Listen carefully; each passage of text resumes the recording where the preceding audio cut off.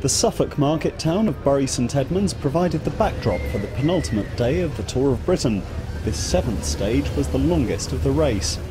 As ever, a mob of camera-wielding supporters besieged the HTC High Road bus of Mark Cavendish, waiting to catch a glimpse of the sprint ace.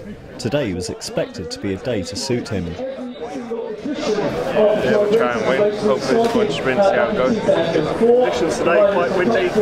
Yeah, quite windy, but it shouldn't be too much of a problem, I hope. Team Sky have won over plenty of new fans this year, and indeed at this Tour of Britain. Their ace in the pack was Geraint Thomas, until a crash on Friday saw him drop from 2nd overall to 12th. The highest placed home rider going into the stage was Garmin-Cervelo's Daniel Lloyd at 3rd overall and 29 seconds from the leader. I'm just going to be careful in the first few Ks whilst the attacks are going, but I think normally it'll be a race that's controlled by sprinters teams and a little bit like Rabobank, so I'm pretty sure it's going to end up in a sprint, but it looks like quite a tough finish, so I'm going to make sure stick near the front towards the end and don't lose any time.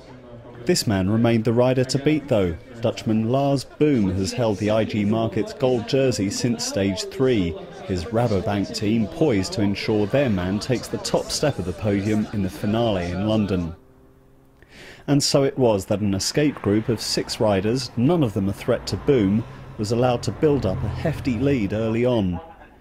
With just shy of 200 kilometres from the start to Sandringham, the peloton's pursuit was fairly languid. Shortly after the race entered neighbouring Norfolk, sporadic showers did little to deter the crowds lining the roadside at every village and town. Thankfully for the riders and spectators alike, conditions improved. Nearing the finish, a game of cat and mouse ensued, the breakaways lead of over 7 minutes dwindling rapidly.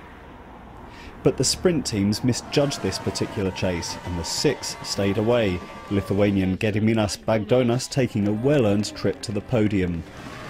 Cavendish had to make do with sprinting for 7th, moving to within 3 points of Boom in the points competition, but the Dutchman's focused firmly on gold.